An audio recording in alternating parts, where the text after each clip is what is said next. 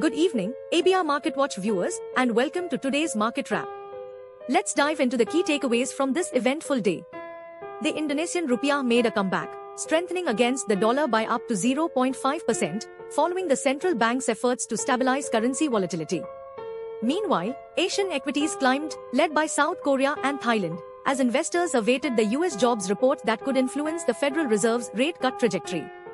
However, political uncertainty looms due to a potential government shutdown. In Thailand, Prime Minister Anutin Charnvirakul outlined policies aimed at reducing living costs, household debt, and boosting tourism, potentially easing political uncertainties. Other Asian markets followed suit with gains, with Singapore, India, and China seeing modest increases, while Jakarta stocks were close to a record close. The Philippines, however, witnessed a 0.5% drop due to ongoing government corruption investigations and a weak peso. Regional currencies such as the Singapore dollar and Malaysian ringgit rose against the dollar, with analysts predicting continued support for Asian currencies due to soft US labor market conditions. Market attention now shifts towards Fed Chair Jerome Powell's public remarks and forthcoming economic releases that could influence rate decisions. In India, we saw a seventh consecutive session of losses for the BSE Sensex and NSE Nifty, primarily due to declines in private banks like Axis Bank. The rupee dropped to near its all-time low against the US dollar amid ongoing foreign portfolio outflows and corporate dollar demand.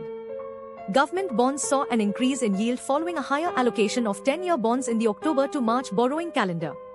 In a holiday-shortened week, India's equity benchmarks, Nifty 50 and Sensex, extended their losing streak for the seventh consecutive day, marking their longest daily losing streak in nearly 7 months. Private banks slipped 0.3%, led by Axis Bank's 1.9% drop due to net interest margin concerns. However, energy and oil and gas sectors gained, buoyed by the government's clarity on pricing reforms and market capitalization focus. As we look ahead, several banks have flagged the possibility of a rate cut due to growth risks.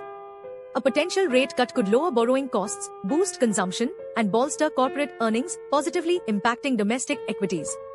Meanwhile, Larsen & Toubro fell 1.1% after BofA Securities downgraded its shares to underperform. In conclusion, Asia's economic recovery remains a key focus, with governments implementing policies to address ongoing challenges. Investors should continue to closely monitor these trends as they navigate the current economic landscape. Stay tuned for more updates on ABR Market Watch, and remember, knowledge is power in the world of finance.